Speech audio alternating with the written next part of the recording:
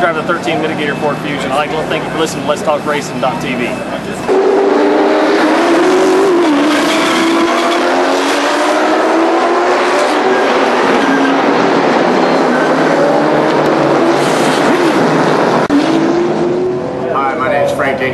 Driver of the number 5 Kiker Motorsports Camry.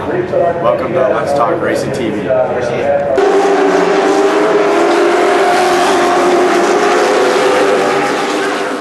With Rockingham Speedway. Thanks for listening to Let's Talk Racing.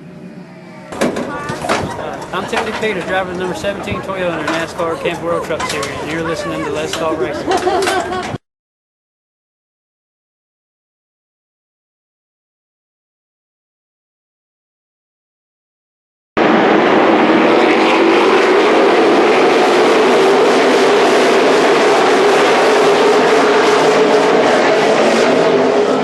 Hey guys, I'm Daytona 500 winner Trevor Bain, and thank you for watching Let's Talk Racing.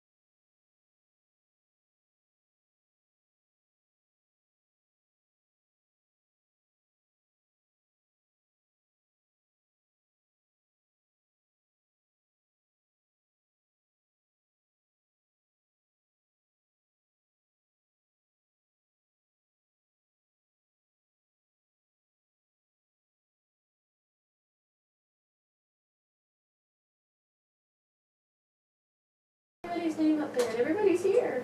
That's so great. David, we got you there. Yes, sir. I'm here, buddy. How you doing? We got the screen has just stopped, Roger. Don't worry, it's still going. Don't pay attention to that. Hey, we're having some technical difficulties. There ain't no technical difficulties, it just looks like it is. Don't let the screen deceive you. That's a good one. It just looks like it is.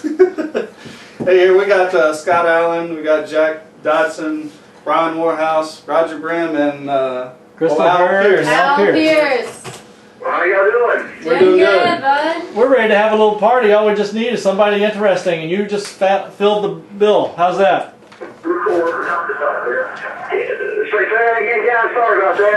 I'm driving down the road in a pickup truck, and we're pulling over so I can hear you a little bit better. Go ahead. So we're already having a party here. We just needed somebody interesting to join in, so we got you now. How's that?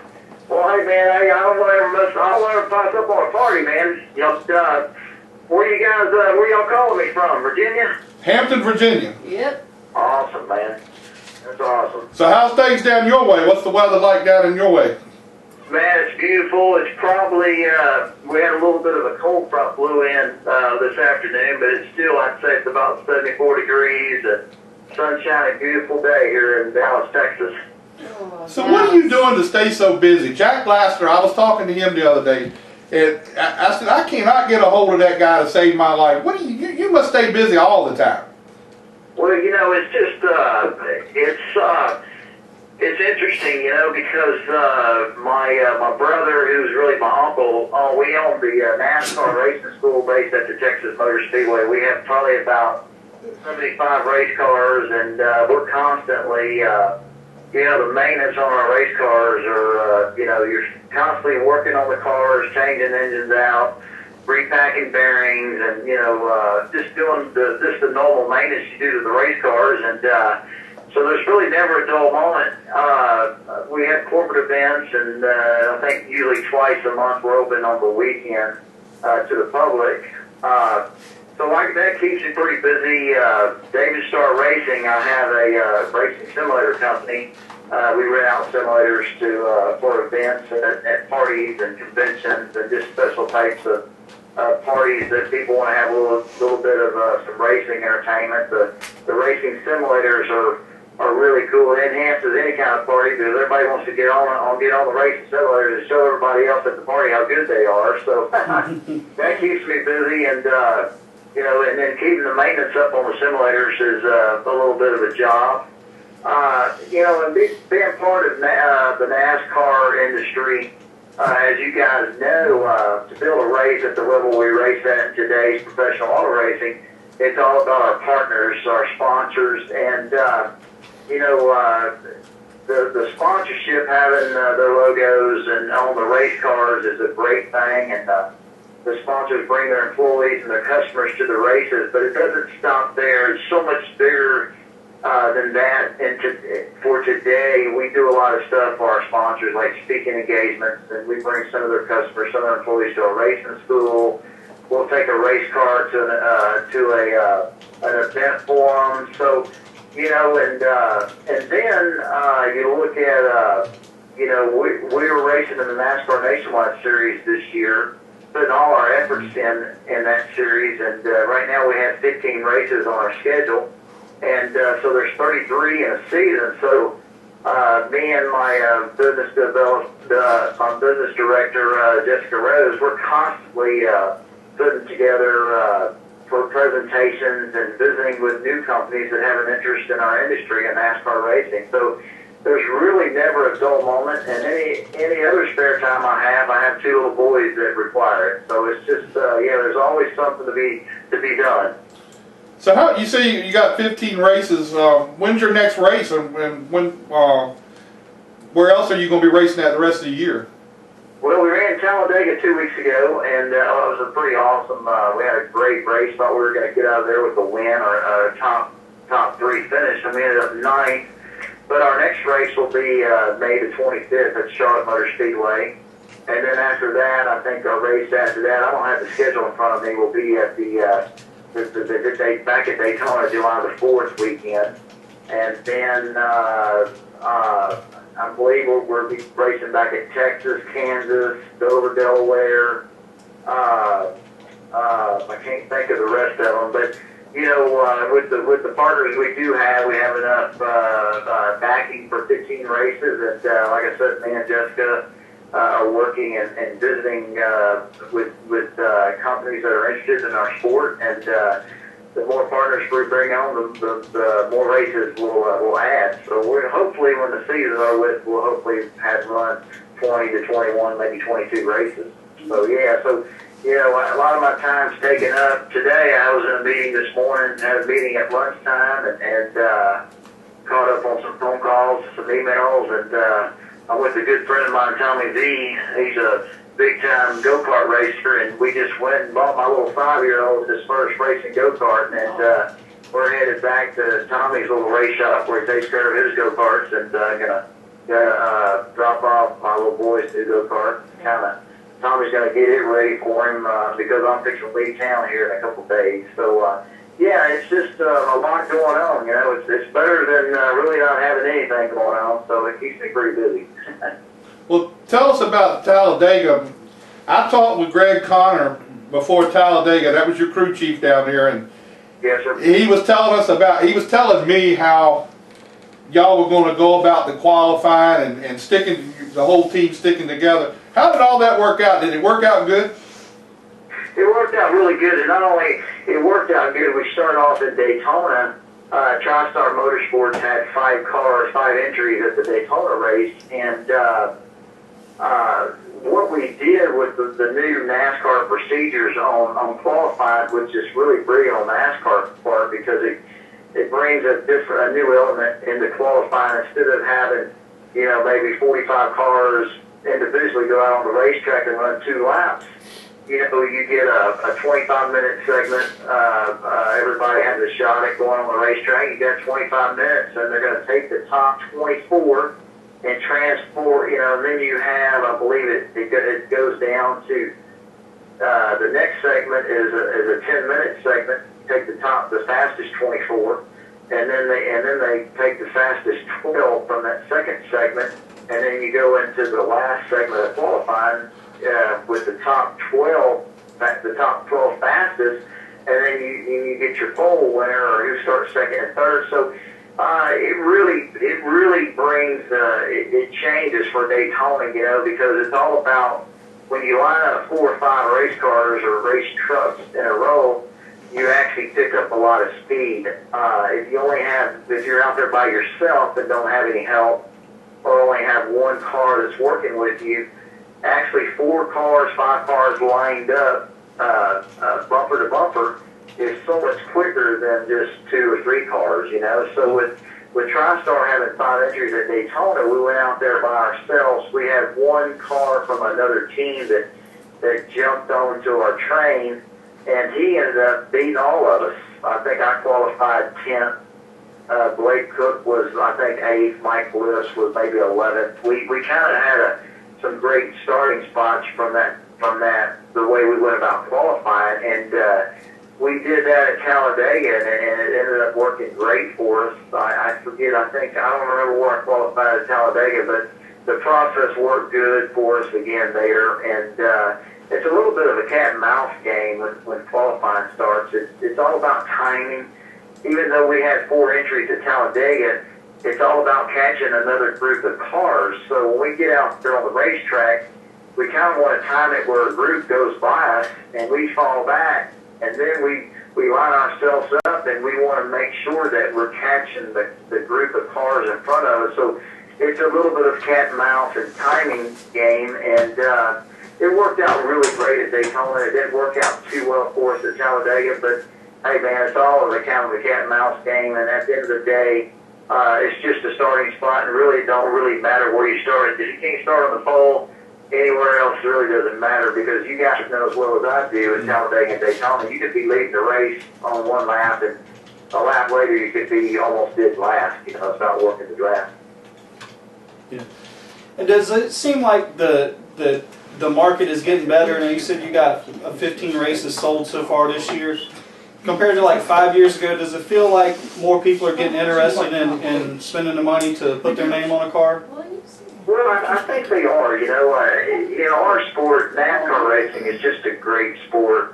It was so good for so long, and the fan base is incredible. And in 2009, obviously, the economy for the whole United States took a turn for the worse, and it affected not only the NASCAR industry, it probably affected every industry in our country. And it's just now starting, for me, from what I've seen over the last 2 years, it's now starting to kind of come back, but it's nowhere near what it once was back in 2009, 8, 7, 6, 5. I mean, there were companies lined up, couldn't wait to get in. I had people calling me, they wanted to sponsor, but nowadays, they don't call, you call them, and you're trying to sell them on what NASCAR, our industry, could do for their companies, their customers, their employees, But yes, to answer your question, I'm seeing it's getting a lot better. At least the companies are interested. They want to talk, and they want to see a presentation. They want to see how they can utilize the industry to benefit them, because at the end of the day, they got to see a return on their investment. And if NASCAR racing doesn't show them a return on their investment, they're going to go to the NFL. They're going to go to Major League Baseball. They're going to go to, the NBA. So I am seeing that companies they want to meet with you. They want to talk with you. Whether they actually sign off on it and do it is another thing. At least there's interest, a lot more interest right now than there has been the last couple of years. Yeah, now how do you try to keep yourself separated from the rest? Because, I mean, I imagine going through the garage, there's so many, everybody's looking for a sponsor. Like you said, it wasn't like it was 2004, 2005. Yeah, that everybody had a sponsor. You had plenty of cars, and now it just seems like everybody in the garage is fighting for every little bit of sponsorship they can get. Well, you brought up a good point there. You got your Hendricks and the Gibbs and the Rouses and Childress and the Kyle Bushes, and there's probably 6 or 7, 8 teams. Penske, those teams have 3 or 4 teams, and they're well funded. Mm-hmm. They're only kind of amounts for maybe half of the teams, and a lot of us in this industry are just we're doing the best we can with the finances that we have to work with. What separates our racing team and how, because this is my 17th year in the sport. I've been blessed and fortunate to have a career that long, but, I hopefully have 10 more years left. But different from 5 years ago, I drove for, I drove for 13 years. People just hired me, and my job was just to win races, and the team brought the sponsors.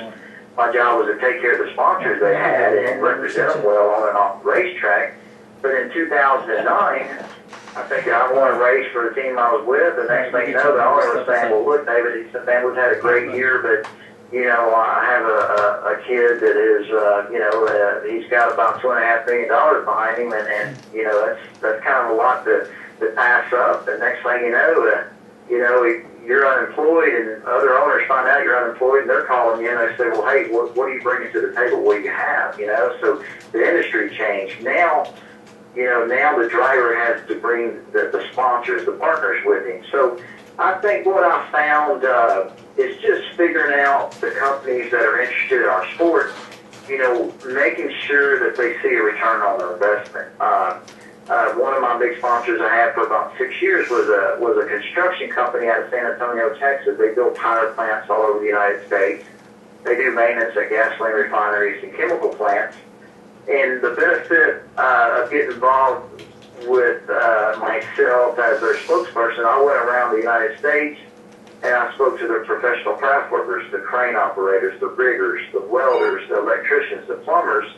And they're building these power plants for these big energy companies, and they were having safety issues. You don't when you're building a big power plant, you don't want anybody to lose their life or hurt themselves. It's just bad press, and they just don't want that.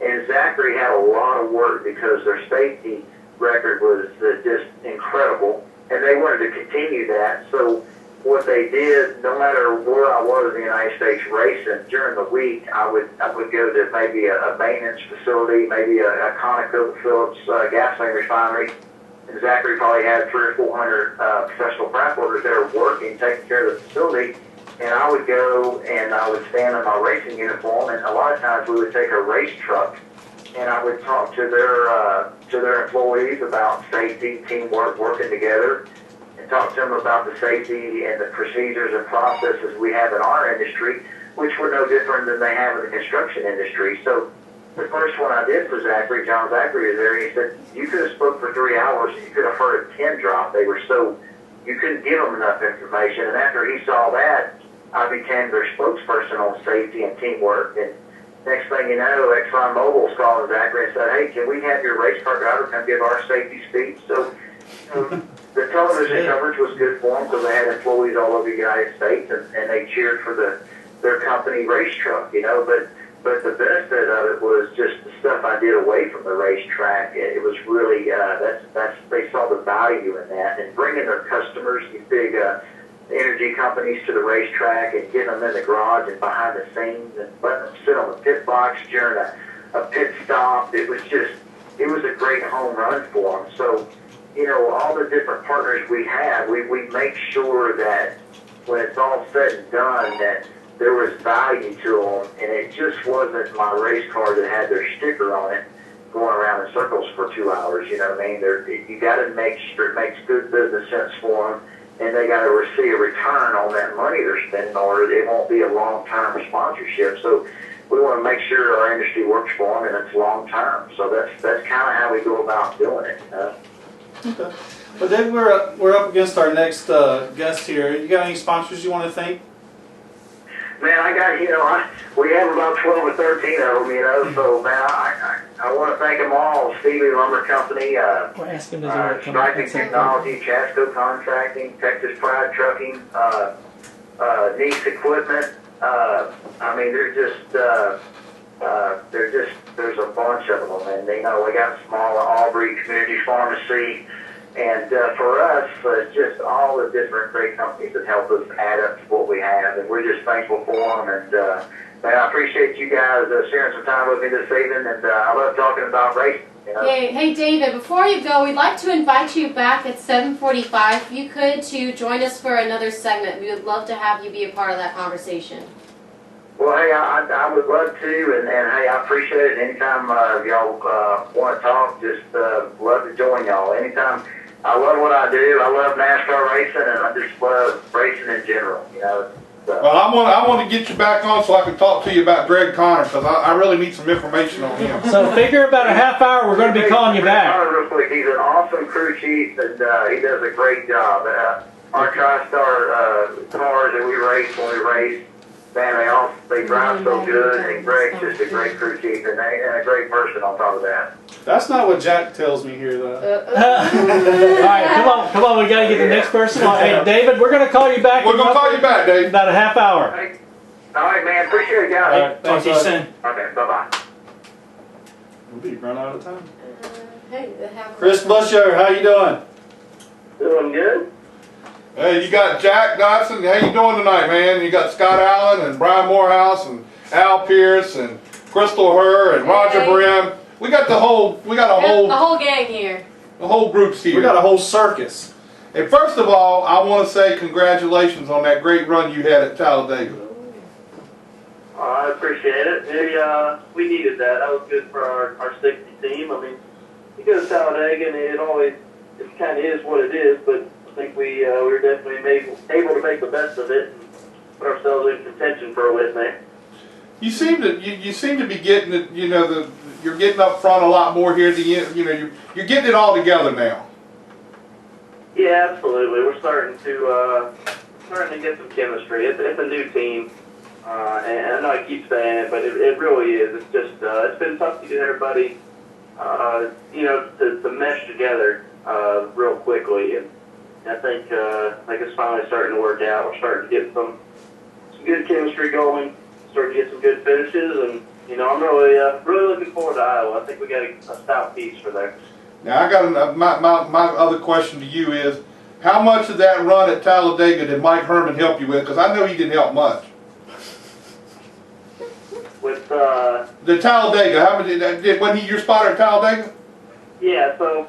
How much did he help you? I mean, did he do a good job? Because I know he don't do much anything else.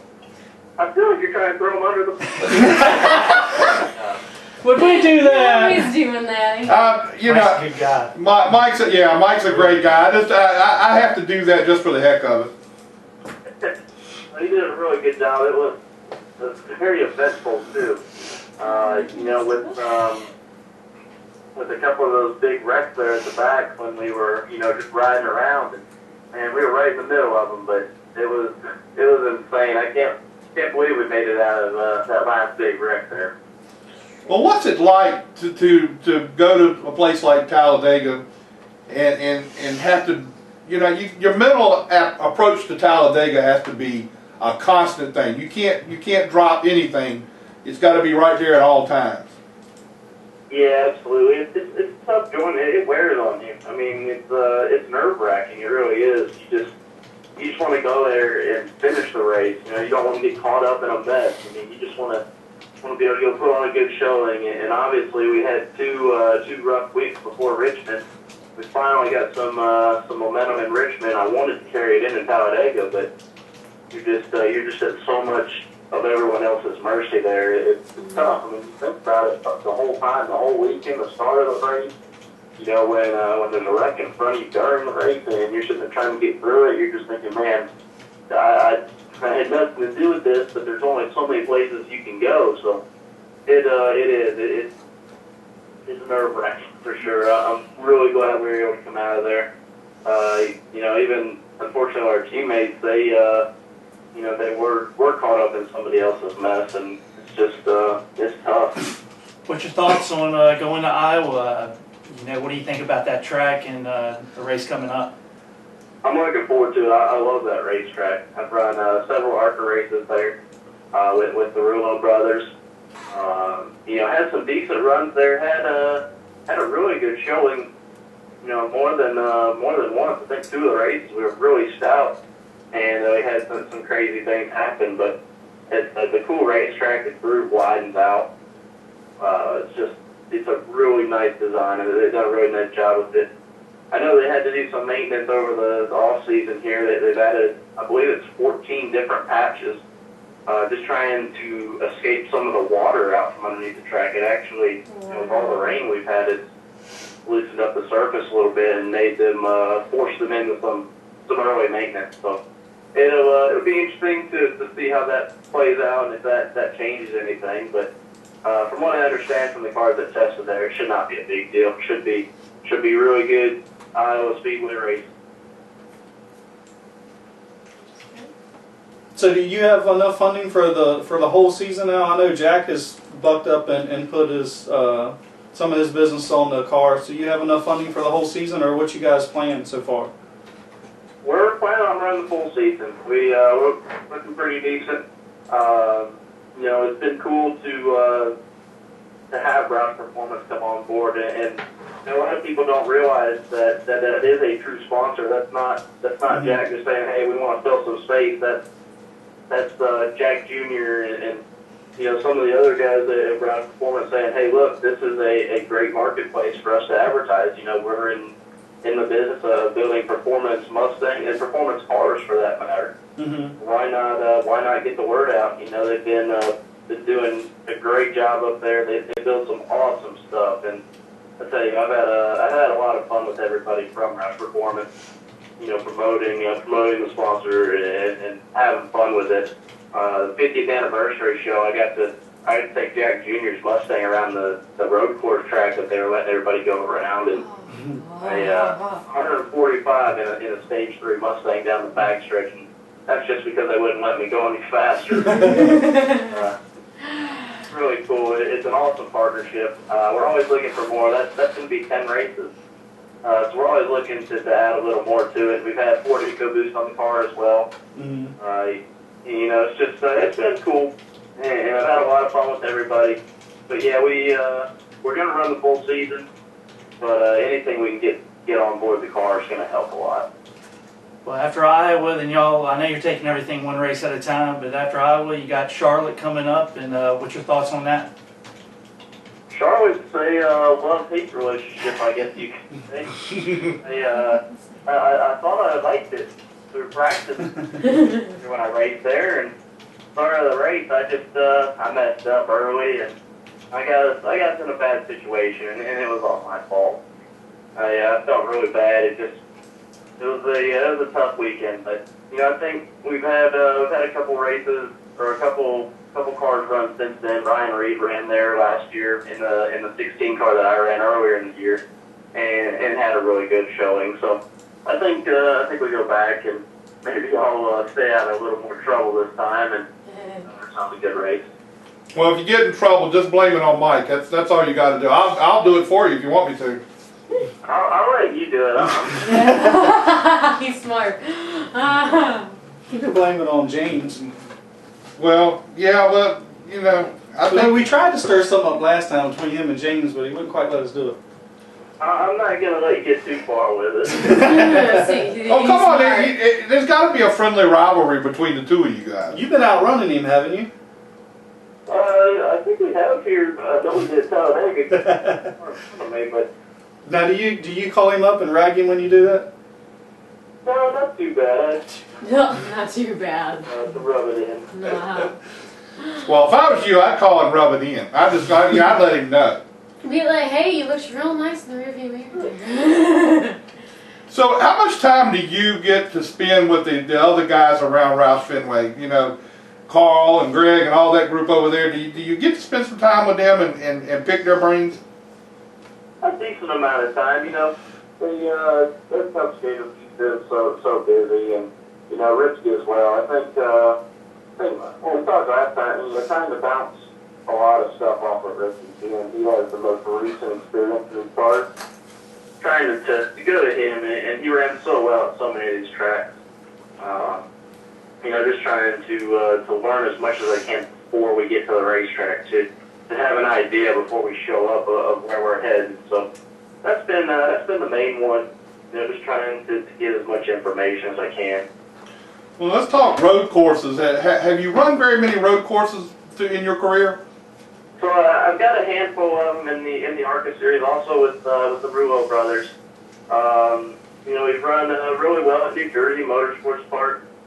We actually won the Road America race last year in the ARCA series, so that was cool. It was our first time there. It was ARCA's first time there. It was cool to be able to go up there and to pull off that win, and it was quite an upset with some of the road ringers we had there and some of the teams that showed up. You know, just trying to get some experience for their drivers running the nationwide race. So we were definitely the underdog, and we pulled it off. So that was really cool. I enjoy road racing. I think it's a good change of pace, you know. And I love the old track racing. I love trying to figure out how to get every lap out of the car. But you go to a road race, it's just a completely different environment. And it takes a lot of getting used to. We've been trying to get a little practice in beforehand. Went and did a road course school out at Miller Motorsports Park in Utah. You know, just trying to freshen up before we get to Road America. Now, do you do any like sim racing to kind of get familiar with the track? So we've done a little bit of sim racing as well. We have a simulator at Roush Fenway Racing, just that we use just to try and get used to the track more or less. Just trying to basically show up and know which way the corner is, so we're not turning right where we're supposed to be turning left. But it's only going to help to so much extent, you know, when you're trying to actually get a feel for the car. Yeah, now like when y'all do the sims, like on the road courses, like the shift patterns and stuff, is that somewhat similar to what it would be in a car, do you know? Somewhat. You know, I think you don't have to get yourself in trouble. I think, like last year, we went to Mid-Ohio. Marcus Ambrose drove our car, so I was actually crewing. I ended up running a practice for Trevor Bain, since he was running the Cup race as well. So I ran the simulator just trying to get a hold of the course, basically. Well, I had all my shift points down, got in the car, and it was actually a lot different. And I had to relearn really quickly. I found out I was in the wrong gear in a lot of points. So it doesn't all translate. I'm sure if we get in some of these more expensive or more realistic sims, it'll be a lot closer. Now, does Roush have a sim for you guys, or is that just something you guys know somebody's got one, or how does that work? We have a simulator that uses iRacing. Okay. We don't use it a whole lot for necessarily driving technique. We use it a lot for just trying to get a hold of or hang of newer tracks that I haven't been to, that Ryan Reed hasn't been to.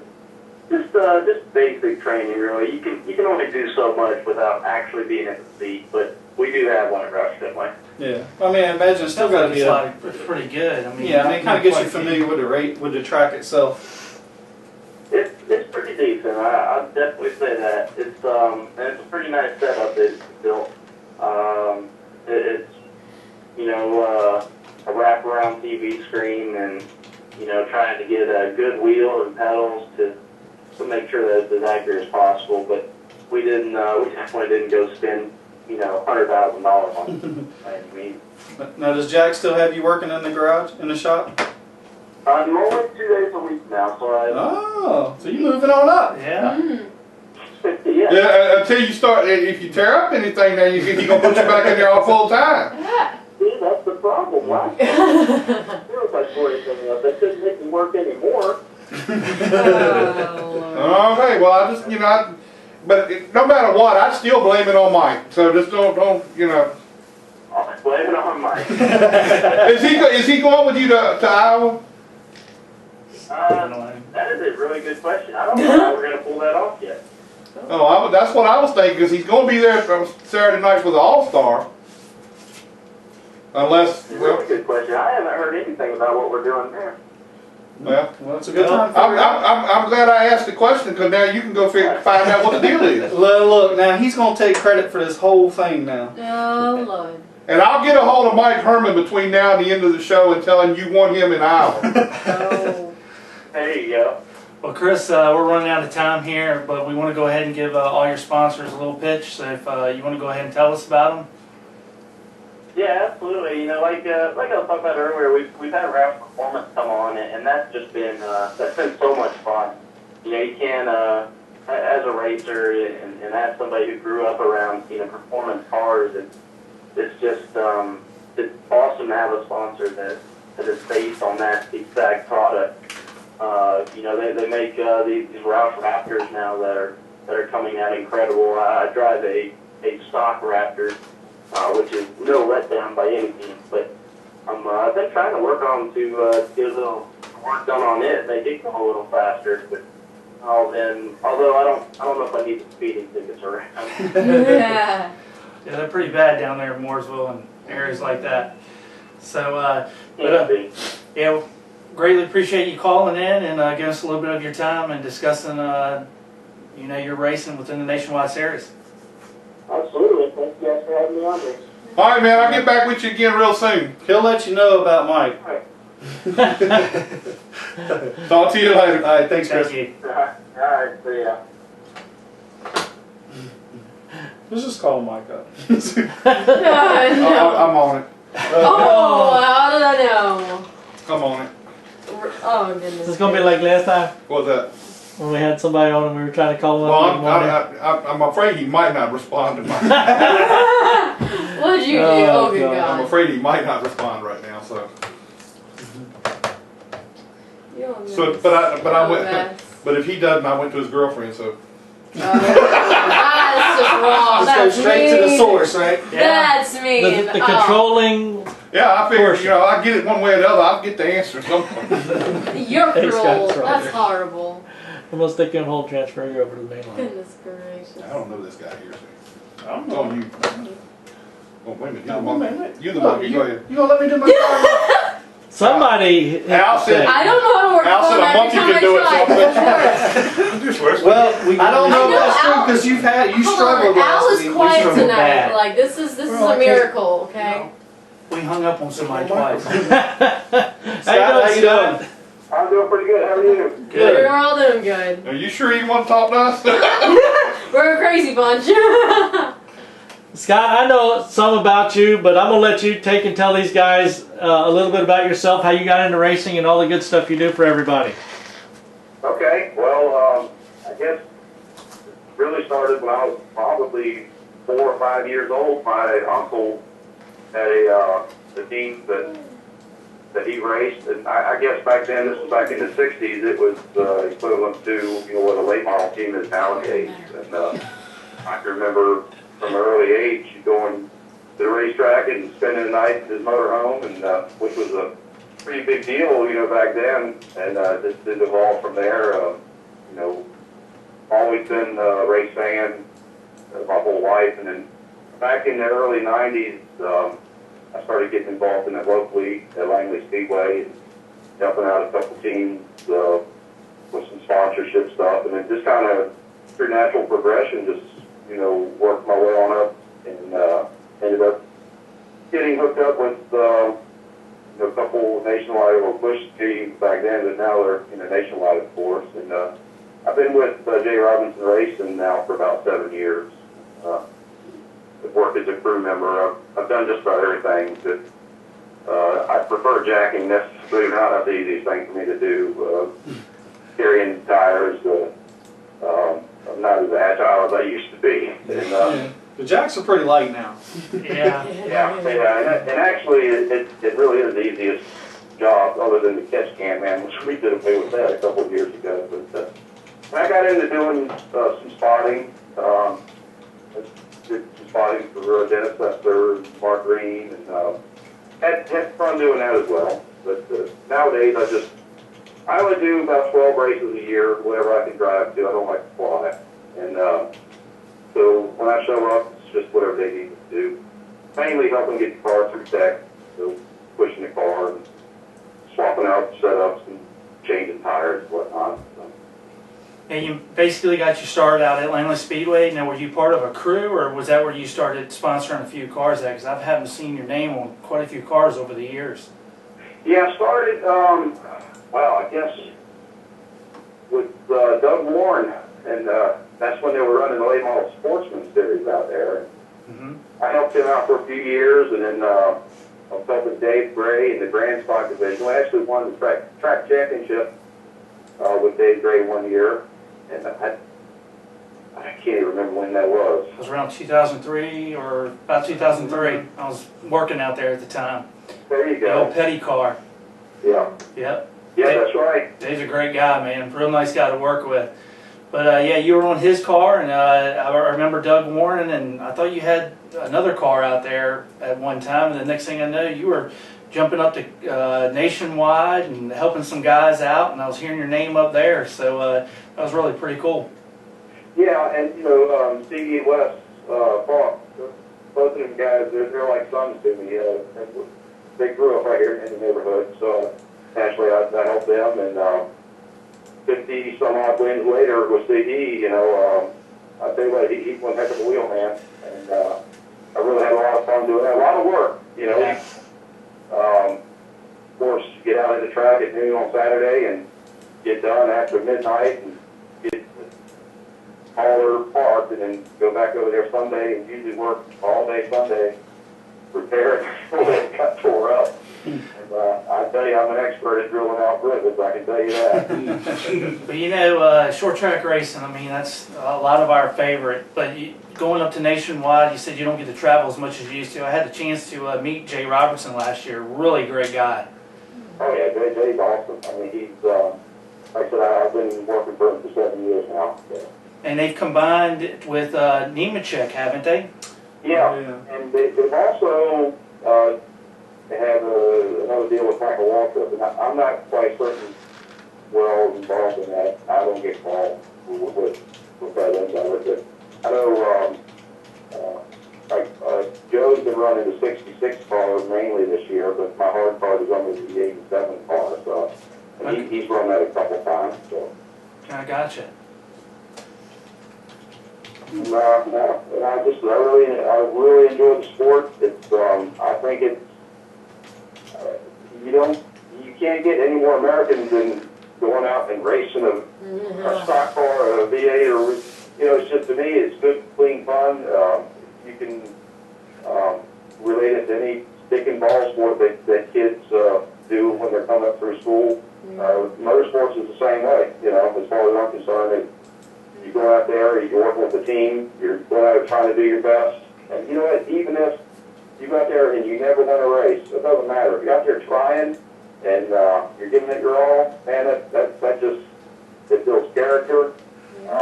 It just really sets people up for later in life. Life isn't always that easy. Life is tough to be successful. I think motorsports is a good way to show our young kids how to really prepare themselves and set themselves up for later in life. Yeah. But what's your next race? You're going to be heading down Charlotte next weekend? Yeah, I'll be heading to Charlotte, and I think I'm heading down there twice, and I'll be helping Derek with the Nationwide, that 70 car, and I think I'm right down there for a truck race too. It sure is nice driving to these tracks, isn't it? Yeah. Because I don't like to fly. I had a bad experience. Oh, wait a minute. What's your bad experience? Yeah, you have to tell us now. Well, No, my wife and I went to the Bahamas, and on the way back, it's some real bad turbulence. Just where people were flying up in the air, and the lady behind me praying, "Oh God, take us now!" And I'm not ready for this, you know. Now, is that the last flight you've taken? Yeah. No wonder you don't like flying. Oh, you poor thing. I thought you were going to say your bad experiences when you get there. Your uniform's somewhere else, and you've got to use somebody else's, and you wear an extra large, and you're in a large for the whole race, and that's no fun because they've lost your luggage. I thought that was going to be your bad experience, but Are you speaking from experience? Because this is a little personal, I'm feeling. Yeah, I'm definitely speaking from experience on that one. Oh, you poor thing. Nah, definitely want to drive to all of them, don't you, Scott? I mean, it's really nice when you can drive 4 or 5 hours and be there. Yeah, and you know, I drive all the way to Daytona. Ooh. Man, okay. Yeah. I'm committed, yeah. You're real committed. I've done that. Yeah, well, I mean, I have too, but flying's a little easier. Yeah, flying's So way easier. what drivers have you been involved with in the Nationwide and the Cup Series? Wow. Well, starting back with Derek Coates and Robert Richardson when we took Border Patrol sponsorship, and then Curtis Davis, Mark Green, Dennis Spencer, Kenny Wallace. Big names. Yeah. Even, I mean, and there's a few more in there that. So who was the most fun to be around? I mean, I'm guessing it's got to be Kenny. Well, yeah, Kenny, he's well, you know how he is. He's one of a kind. Yeah. Yeah. I'll tell you who one of the nicest people I've ever met in my life is Dennis Spencer. Yeah. That guy is he's super. As a matter of fact, I'm helping his son, Brandon, just running in the past year, and I'm helping him out with a little bit of sponsorship this year. But Dennis, he's one of the guys that he gets the job done. And I know with Mark Green. Mark Green is one of the most underrated, I don't want to say underrated drivers, but he's one of the best drivers that never really had a great opportunity and really good equipment, I guess I should say. He is really a great guy. I've worked around him a lot with K&N Racing. And really nice guy. We were at Richmond, and we had, it was the third car that we were just trying to get in the show, and we didn't have, all we had was used tires, and this car was real rough. And we had to qualify. He went out there and hung it out, so we ended up qualifying 7th. And man, we felt like we won the race. Yeah, that's pretty good. Yeah. Wow. Used tires. Oh, wow. Heck of a wheel man, he really is. Phew. Now, you say you were involved with Jay. How did you get involved with Jay Robinson? I mean, I've known him for a long time. I've known Elaine, who works over there with him, for a long time. How did you get involved with him? Well, back in the early 2000s, I was helping Hermie Sadler.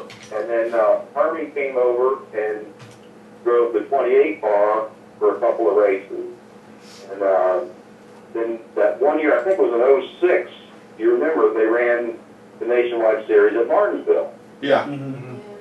I was there with Hermie, and then I ended up meeting Elaine. She's the business manager for Jay Robinson, and we just kind of hit it off and started exchanging, ideas and text messages and emails and whatnot. And at that point, Hermie had transitioned out of racing, so I needed somewhere to go to help out. So I just, in 2007, I went over and started helping Jay Robinson. That's a great bunch of guys. My son worked with Phoenix Racing at the time, and that's how I got to know Elaine. And she can sure cook too. I'm doing that for Al because we always do a food thing on here. But she can sure cook us, and she's cooked me a couple of meals when I was there. Oh yeah, she makes them monster hamburgers, man. Yeah, you ain't kidding. She's really good girl. Does she still involved with them a lot, or has she cut back some? Because I haven't seen her in a while. Well, actually, Jay started another business that's like an auction house, and she's running that. But she doesn't get to too many races. I'm quite sure she'll be at Charlotte. But I've only seen her once this year, and that was Martinsville. And but she's busy running the auction business. And I think it's also a restaurant, but I'm not sure. I haven't been there. So what's your favorite track to go to? My favorite track is Richmond. but one is close, but the real reason is, you know, it's just, there's no other track like Richmond. You know, 3/4 mile is, it's good racing. I mean, I just love it. I really do. So we're talking about food here. What's your favorite place to eat somewhere out on the circuit? Oh boy. You can't go wrong about that steakhouse. Al's not. He agrees. Al is nodding his head. Yeah. Yeah, we always seem to gravitate towards the food somewhere along on the show, so we have to ask that question every now and then. Yeah, burger, of course. Oh, Yeah. Earlier you were talking about Where did it go to? squeezing into a suit that's too small on it. And I wear an extra large fire suit. And I think it was last year at Martinsville, I was helping Norm Benning, and he needed a jack man. I said, well, I'll do it, you know. And and Norm is a great guy and a real low-budget team, you know. As a matter of fact, his hauler is just a cargo trailer being pulled by a Suburban, which I think is awesome, because he's out there every week. He makes every race. Anyhow, I'm in the back of this trailer trying to squeeze into a fire suit, and it's getting to the point to where, yeah, I got to be there, you know. And it's Oh boy. the deepest breath I could just to get the thing in, you know, zipped up, and the shoes were about 2 sizes too small. So other than that, it was a good race. Oh, You can always use lots of duct tape. Yeah. Did you breathe good after the race? Oh yeah. Pretty good. Once you got I that guess you know what uniform it's on. like wearing a corset then. You didn't split nothing while you was out there doing a pit stop, did you? No, but trust me, I was doing a good Elvis impersonation. Oh, gosh, Lord. Very good. All right, we're going to go ahead and let you go, Scott. We're going to get back with David Starr and finish up with him. Okay. Well, we appreciate you calling in. We look forward to talking to you and seeing you more at the track here in the near future. Yeah, and I enjoyed it, really did, and hopefully I'll see you down here in Charlotte. I know I'll see you over Langley. So. All right. Now, Say- I have invited him, since he only lives over in Virginia Beach. Mhm. Yeah. Come on over and visit with us every once in a while on the show. Woo! You all right with that still, right? Yeah, I would have been there tonight, but my wife was out of town, and I'm at home with my daughter. So. Well, if you ever watch the video, you'll see 5 people squeezed into a spot for 3. Literally. There you go. Well, you take care. Thank you again, and we look forward to seeing you. And we'll definitely see you out at Langley sometime. Oh, hey, it was great fun, guys. Thanks. Thank All you. right, man. Thanks, Scott. Bye. Question, where would we have put him if he did come? Just wondering. Well, Scott can sit in Jack's lap. No, Scott can't. Big Jack. No, him and Brian seem to have this little thing over there. He's jealous, Brian. He's jealous. But before we get David on here real quick, go ahead and run through what happened with you at the last arena racing race of the season. Before we don't have a Bible, so I want you to tell the truth, the whole truth, truth, and nothing but the truth. Yeah, well, I mean, Let's all get away. Line him up strike, hold on. All I know is I got a text message that night said you ain't gonna believe this. Tempers flare or what? What happened? yeah, well, basically, earlier in the season, and I'm sure, me and Scott both have a difference of an opinion that, You used your car to wreck him, or and you wrecked that's his words, that I used his car to wreck myself. And the point is that I got flipped over, and it wasn't just a leisurely flip. I mean, I went end over end several times and almost went outside the racetrack. So it was a pretty drastic flip. And, at the time, I didn't know what happened, obviously. I was didn't know what happened when I got out of the car. And then after the race, I went outside the racetrack, and everybody told me I needed to go over there and whip up on Scott. So he won the race. And I mean, Scott's got his own, obviously he's very talented. He's done really well out there. His stats speak for themselves. And so I went over after the race. While he's in victory lane, he got done being interviewed, and I went over and just shook his hand and said, congratulations, you won the race, but I owe you one. And his first words were, that was all you. So that didn't sit well with me. Right. And just coincidentally, Jack had been talking to Scott to get him on the show. Okay. And we were going to stir Awkward something there. situation. Okay. Yeah. So Jack has him come on the show, and we were going to stir something up between him and Cody Carlton, because him and Cody have kind of feuded throughout the year, and Cody stuffed him a couple races to go last year. Except Jack didn't show up for that show. Oh, I was here. I was But he here was for that. on the phone. Oh yeah, I mean for the Scott. Oh, yeah. So, needless to say, that interview didn't go very well. We had a heated conversation, and his first words were, because Jack asked him, because I posted online to let him know that I wasn't happy, and I just put on there, because we have a sponsor on the bottom of the car, and it was my idea. Of course, Scott joked me about that after this past week, but I thought it was something that would bring a lot of attention to us. Hey, if he flips over, you get 10% off on your gutters on Monday. Right. So I just kind of posted, hey, you get 10% off on your gutters, go talk to Miles, thanks to Scott Perlman, yada, yada, yada. And he did post, well, I'm sorry. And I'm like, well, it's too late for sorry. Yeah. So I felt like I owed him something. And he's so damn fast, I can't get to him. So we go backwards and get him. Well, no, before that, I always said, look, if there's an opportunity in the beginning of the race, because that was going to be the only opportunity, I'm not going to slow down on the track and wait for him and then just wreck him. He happened to start in front of me. And it's the last race, he's leading the points by 3. I've got nothing to lose. And I felt like I needed to show, and everybody I've talked to, who ever had a problem with Scott, so you screw his race car up, he'll stop.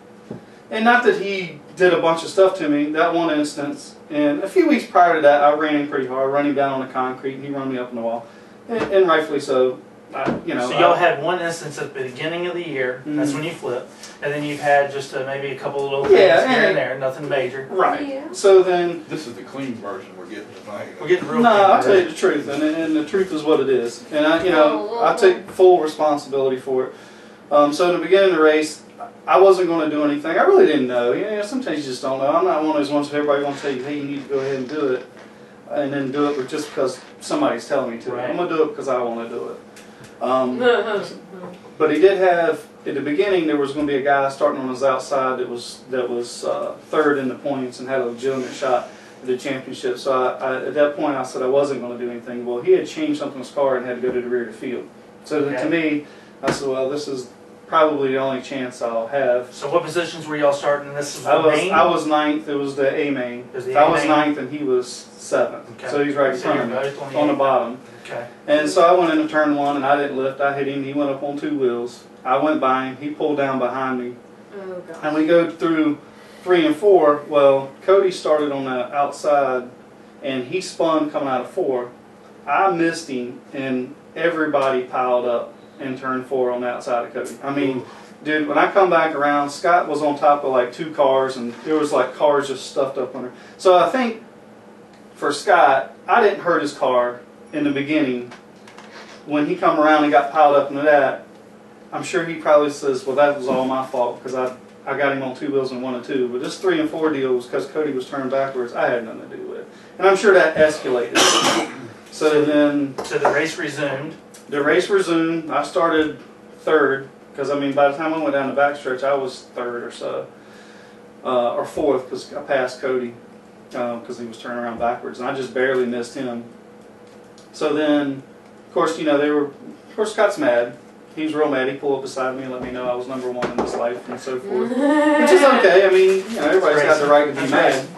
And, so then the race starts. We're running along. And at this point, to me, we're even. I showed you that I'm not going to tolerate it. And so he gets to me. I give him the bottom. And we get in the middle of the corner and he just turns right and runs into me. And how many laps are left in the race? It's not, I mean, that's a lot because we're pretty, I mean, there's a big pile, so it Pretty took a early. while, yeah. Okay. So it was probably 15, I mean, about the same time when he flipped me the first time, it was like 12 laps into the race. It was too early to be. And it was a 25 or 50 lap? We're always 50. 50. So when he spun me around in 3 and 4, I was going backwards down the front stretch, and at that point, I just lost my cool. I mean, well, I got mad, I lost my cool, and I started taking off, and I said, I'm going to just cream him. And I did. Do I regret that part of it? Yeah, it probably wasn't the right thing to do. But in the other hand, I feel like if you're running for a championship, you got no business messing with me. If he'd have just went on, he'd have probably not tore his car up. He ended up finishing 3rd in that race because his car was tore up. And then the points was a tiebreaker. Weren't they In tied? the top dog, yeah. Okay, in the top dog. Gotcha. Yeah. He was 3 points ahead at that point, and then after that race, he was 2 points ahead of both of them. Were tied for second behind him, and Cody was leading in the top dog, and the gas cable broke. And then who went in? Travis Wall. Travis was a great kid. Yep. He won the A main and then won the top dog, and because Scott was running second, which he'd have finished behind him, he would have won by 1 point, and he got passed with about 8 to go. And so he tied, and because Travis won the A main and the top dog, he won more races than Scott, and Scott didn't win the race. And then when I got out of the car, I mean, I told the announcer there that Scott wrecked me early in the year, and I was just his payback. So have y'all talked since? Anything? No, Correspondence? No, not at all. I mean, I had thought about maybe calling him in a couple of weeks, but you know what? Ain't worth it. Well, you know what? I mean, it is what it is. You know, I mean, it's already done. It's already done. I thought about calling him, but I don't think that, we're just going to disagree. And that's okay. Yeah. But, I mean, and it wasn't a secret. I mean, I'd said it many times here on the show. I told almost everybody in the garage, and I'm sure I lost a lot of respect for what I did under the caution. I mean, it's over and done. There's nothing I can do about it now. But I don't, to me, it's over. If he wants to carry it on the next year, that's fine. So I mean, I'll never be running for a championship. I'm not in the caliber he is, and I'm okay with it. I'm having a good time. So you'll As be he running said, again? I just do radio. Right. So you. Okay. So next year you plan on going back. Oh. Okay. And more than likely Scott will be back with. Okay. Yeah, I'm sure he'll be back. I mean, we're going to see each other, and I got no hard feelings at this point. I'm sure he does. But, I mean, as I said, he tore my race car. But it wasn't just he just got into me. I mean, we had to put another chassis in it. I mean, it was that bad. It twisted the chassis about a half an inch on the 2 posts for shocks. Wow. So, I mean, it was bad. Really bad. And to me, I have given all those guys a lot of respect. I give them way more room than I should have in my first couple of years because I wanted to earn the respect, Scott included. Yeah, David is right. But in the end, I'm gonna put you on hold and I'll switch you the back. way it was handled, to me, and this is just my opinion, so I'm sure Scott has a different opinion on how he goes about it. But coming on the show, and unbeknownst to him, he didn't know. It's not gonna be all night. Probably just and I about 15 understand minutes. that. But Or you want to badmouth talk me. about the thing To first? me, he was just, that was just going to escalate. You want to talk about that? So Definitely. The in some Paul ways, Parody thing? somewhere you got to draw a line, Yeah. and that's what it is. You not gonna go We either? got a story. You wanted it last week. You wasn't here. Well, Well, that's not something I wanted to do over the phone. What I'm No. what I'm going to do is I'm gonna reach out to Scott Pearl. Good luck with that. Yeah, I think you're in the same category. Yeah, I as me. probably am, but I'm gonna reach out to him. I'm gonna say, look, we want to hear your side of the story. Go ahead. I'm just kidding. And you're like, yeah, right. I mean, I'm sure it's going to be a lot different, and I've heard some people are a little upset with me, but it's over and done with now. There's nothing I can really do about it. We have somebody Well, on appreciate hold. you But telling Jackson, us. Saturday. Still got Dave on hold and wanted to try to get something from Al here.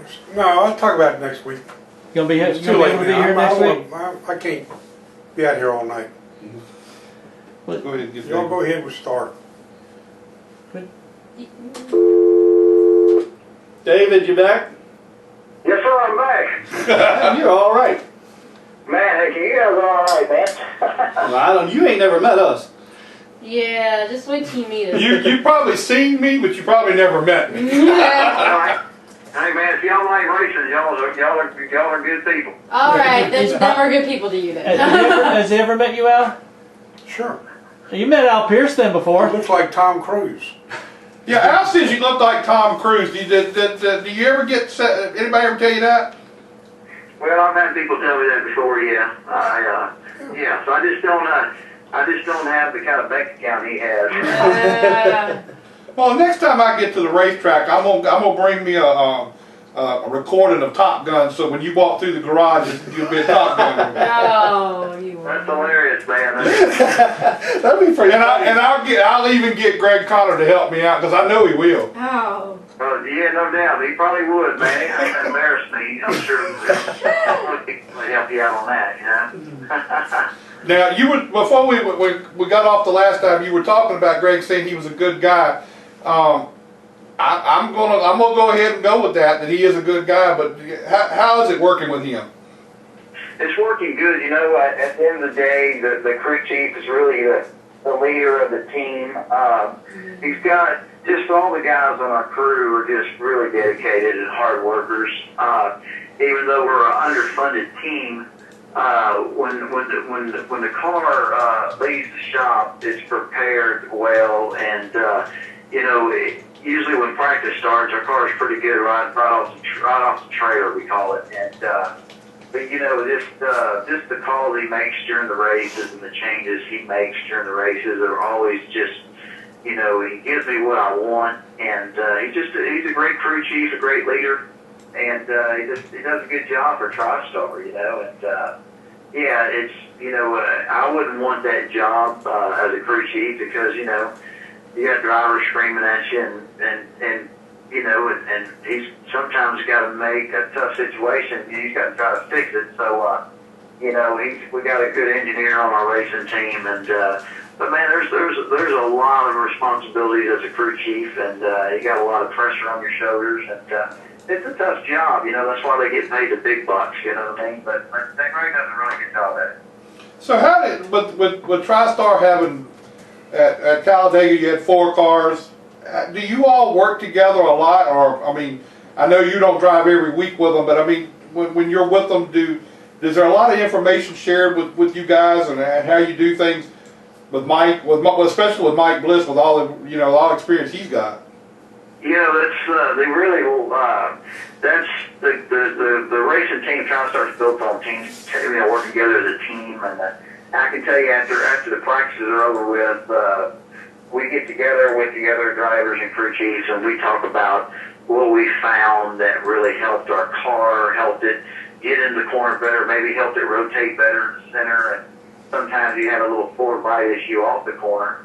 And, so sometimes we tell them when practice started we struggled a little bit getting the car to rotate in the center, and this is the change that fixed it for us. And you know, you and the other crew chiefs will say, we were having problems with this, we made this change seemed to have made it a lot better. So we just kind of compare notes, and if somebody's out in left field, meaning they really haven't hit on a combination that really helps their car drive well, they can take the information from the different crew chiefs, and they can plug it into their race car to maybe help it work better. At Talladega a couple weeks ago, we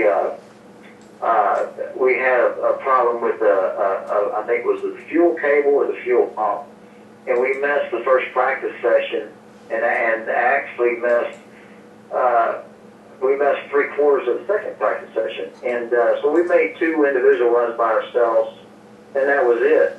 And so the cars, when you're in the draft, they go a lot faster, so they're going to travel more. And just making sure your side skirts aren't rubbing.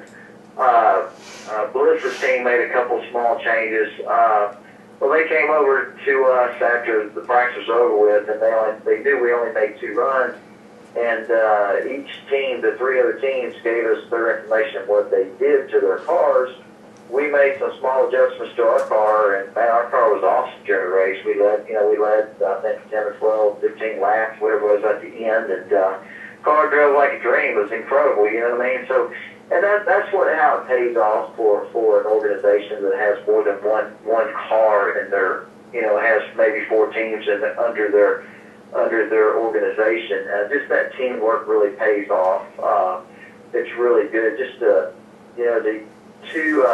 when you got more than one car, just the resources, the information is really, really big for a team like ours. So yeah, the sharing the information together as a team really pays huge dividends for TriStar. Now, do y'all, when all y'all's car come off the truck, are y'all similarly closely set up, or do y'all all kind of go in different directions and then kind of come back to a common setup? I can't stand here all Well, I night. think, that's a great question. I think they're close. Your glasses. Exact. You know what I mean? Each crew chief has their way of sitting on that right front spring, and we've really been working like on a big spring package on the right front on these 1.5-mile tracks, and so No, to answer your question, they're not all the same. But I like that because, you know, if Melissa's car is blistering fast, then and our car is just so we can plug in his setup, you know what I mean? But it really hasn't been the case this year. This year we've had really what Greg's put underneath our car has been really good. And you know, it's no big secret. You know, the 15 races I have in TriStar, our cars are prepared well. They're nice. We have everything we need. It's just we don't have, you know, extras this, extra that, or we don't have 3 engineers, and you know, we could go to the wind tunnel more. You know, if you had more support financially, you could do a lot more stuff. But man, once our car leaves the shop and heads to the racetrack, it's prepared to its fullest. And you know, and you know, for us, if we can finish anywhere from about 9th place to 16th, that's almost like a win for TriStar, because you guys know when you're competing against the Penske cars and Bill Earnhardt Jr. and the Hendrick cars, and you know, there's a lot of their budgets are really, you know, I'd say they're anywhere from $3 to $8 million, you know, and really we don't even, you know, our budget's nowhere even close to that. So you got to keep it in perspective, and you know, we finished 15th at Texas, and then we went to Talladega, finished 9th. It's almost like a win for our organization, because if you understood the money side of it, it's not even, it's 9-day difference. So that's kind of what we shoot for, you know what I mean? Just under the circumstances of what we're dealing with, if we can finish in that top 15 every time we race, it's almost like a win for us. And I know at Talladega, when you were running out front at Talladega, you didn't have no bigger fan than me, even though I do, you know, Greg Connor's one of my buddies, but I really think that, you know, Talladega being the great equalizer for everybody, you guys really showed them something there as far as a team.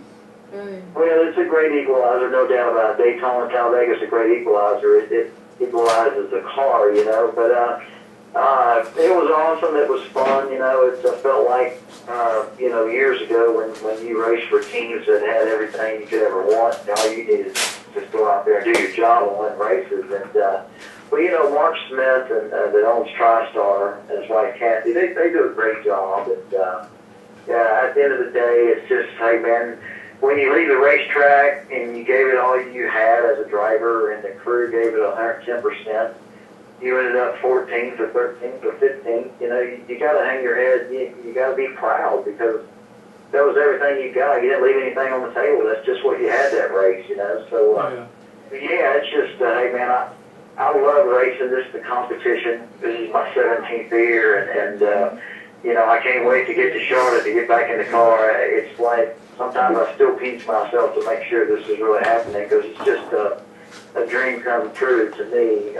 It's everything I've always wanted to do since I was a 3-4-year-old little kid. So yeah, it's pretty awesome. Now, do you guys get any factory help? We do. You know, Toyota gives us a lot of support. Support at the racetrack. A lot of data information. They're a great manufacturer, and they bring a lot to the table at TriStar. And you know, the manufacturer helps. Really big for everybody involved in NASCAR, all the team owners, the crew chiefs, the drivers, because the manufacturers bring so much technology, and we do get a lot of support from Toyota.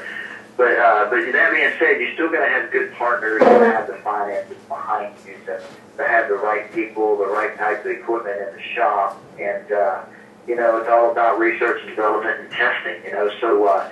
Mark Smith and Greg Connor and all our other crew chiefs, they do a great job at utilizing the information that Toyota brings to the table. So we do get a lot of help from Toyota, yeah.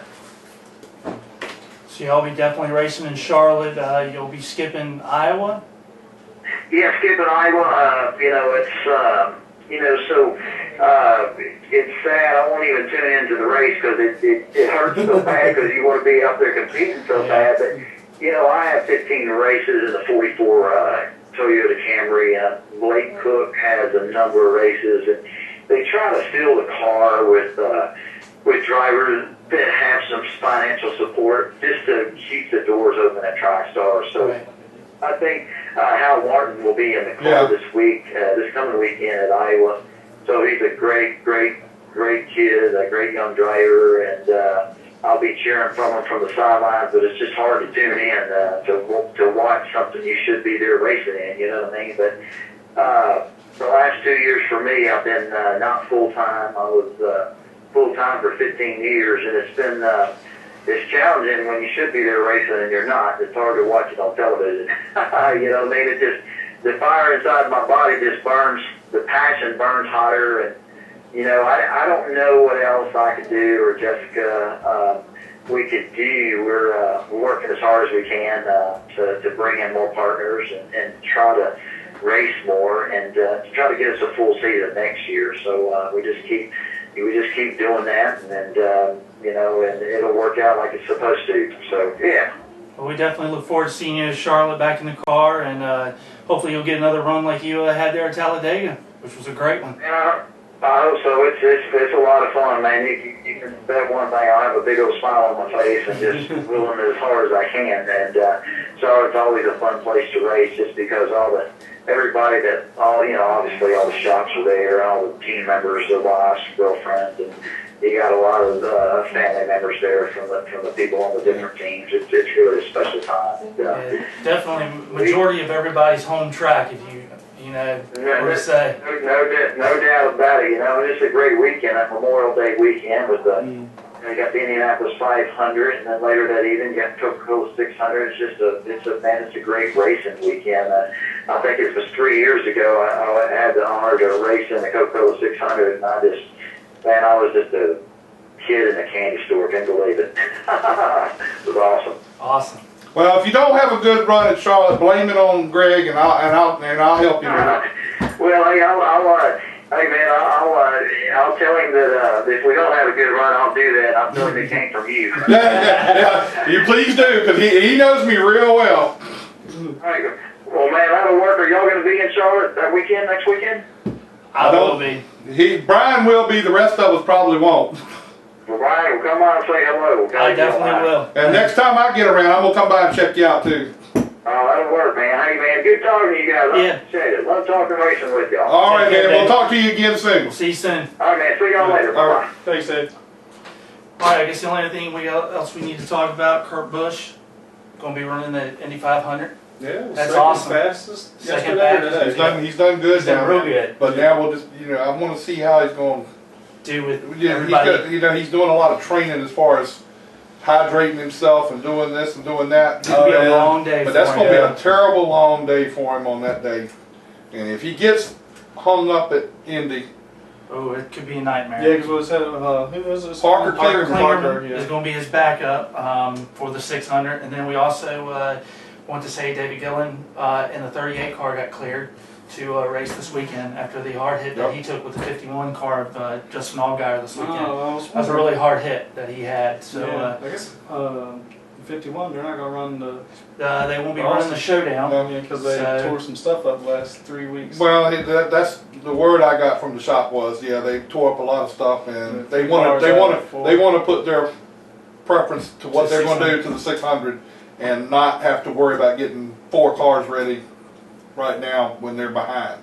So they're working on getting cars together. And I don't know how you're behind when you're getting your cars from Hendrick. But anyway, that's another story. Well, we got 2 weeks in Charlotte coming up. Of course, the showdown, the All-Star race, truck race this weekend. Next weekend, Nationwide and Cup, and longest race of the year with the 600. And for all them guys, it's home base, man. Only time you get to go home and stay in your own bed. So it's definitely nice when you only live 10 miles away from the track. So definitely, Charlotte. And you ride your bike from the house so you don't get caught. Might be better. I mean, you got to know the back roads. Weddington, on over to Kannapolis Parkway, on over to Rogers Lake will get me home. So yeah, definitely a good weekend. Looking forward to it. I know the guys with Nationwide are looking forward to Iowa. And the K&N cars are in Iowa. The K&N, yeah, the East and West. Right. Yeah. I talked to Patrick Starpoli yesterday, and he can't wait to get to Iowa. Great track, man. Now, is this going to be his last race with that? No, he's got a couple more, but They keep adding a couple. they keep adding a couple more here and there. That's a But good thing, though. Yeah. I mean, man, must be finding some funding from somewhere and being able to Well, continue Peak's on. staying on the car or something. I'm assuming, and it's Peak. But he's that dude's from Harvard. He graduated Harvard, right? yeah, graduated from Harvard. He's at doing the his doctorate. He's at the University of Miami Medical School. And this kid's not. He ain't dumb. What, so, you know, we're doing We had a hard racing. time. We had a hard time conversating with him. Well, I mean, Jack. Jack did. Okay. Well, before we put it off on Jack, me and Patrick been talking, so I'm learning a lot of stuff. Obviously, you gonna bring out some big words on me. So don't be surprised in a couple weeks when I get him back on the show, because I told him I was going to try to get him back soon. I'm going to get him back on here, and then we're going to talk, and we're going to leave you out. Definitely, man. It's been a good show, and we'll be back next week. Yeah, I You guess. going to be back next week? I don't know. Depends on how smart I am after this ordeal, I guess. Well, we'll be back beside Brian. And Al said he's going to try to come back out so he can get his stuff in. He wanted to try to get in tonight, yeah, which was the charity ride. Coppity charity ride for Victory Junction. Yep. So going from, what was it, West Coast to East Coast? yeah, this they year? went from ocean to ocean. That's awesome. And it's a great organization. Now, that Great ride the whole family. thing? Or Yes. just part of it? Did he Al do the rode whole the thing? whole- Al rides the whole thing. So that's 2,000, how many miles is that? 2,900? It's a lot. Yeah. I don't know. That's He awesome. he made the whole trip. Good for him. I kept up with it along the way, and I saw. I didn't know he was doing it until you posted that picture. Yeah. Oh, Al's done it for the past Quite. several Oh years. yeah, I he's think been doing it for yeah, a while. he may have even been doing it since the inception. Wow. Yeah. I mean, it would be a cool ride to do, though. I mean, I imagine it's pretty Well, if we neat. can get Brian to give us some money, we used to. Yeah. Well, don't talk to him. And then we get the money and none of us can get off work. Not if there's enough money. Well, I don't work, so I can go. Well, Alrighty. I take that back. I really do, folks. Yeah. I really do.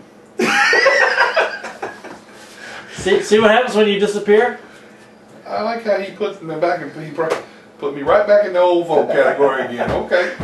That's why we got to get some nicknames. Like, I could be the rookie and he could be the old timer or something. No, Roger's the old time. Yeah. Do you know how Daryl Everybody- Waltrip and Harvick had that little thing? Exactly. That could be us. Well, y'all two do bicker back and forth. It took me 3 weeks to realize that y'all didn't hate each other. Hey, they should be husband and husband, okay? Don't go there. I had a guy from up in north that sent me a message on Facebook, and he said, "Man, I watch that show every week." He said, "I love it, but you and Scott really do like each other." It took me 3 weeks to realize that y'all were So I y'all can't were believe you really thought that we didn't like each I other. didn't. I was like, man, what did I get myself into? No wonder Roger asked me to come along. I'm a referee. And you sat in the wrong chair, you're supposed to be in between them. Yeah. So, alrighty, man. Well, I hate to put you in between husband and husband, you know? Yeah, and break them up, you know. You gonna turn this thing off so I can take it off? All right, everybody, we'll see y'all next week. And maybe y'all can catch this hand off my if you leg. stick it. Yeah. Oh, God. See ya! Hey guys, I'm Daytona 500 winner Trevor Bain, and thank you for watching Let's Talk Racing. Hi, I'm Robert Richardson Jr., driver of the number 23 Dodge Challenger for R3 Motorsports in the NASCAR Nationwide Series, and you're watching Let's Talk Racing. I'm Tony Peters, driver of the number 17 Toyota in the Nascar Camp World Truck Series, and you're listening to Let's Talk Racing.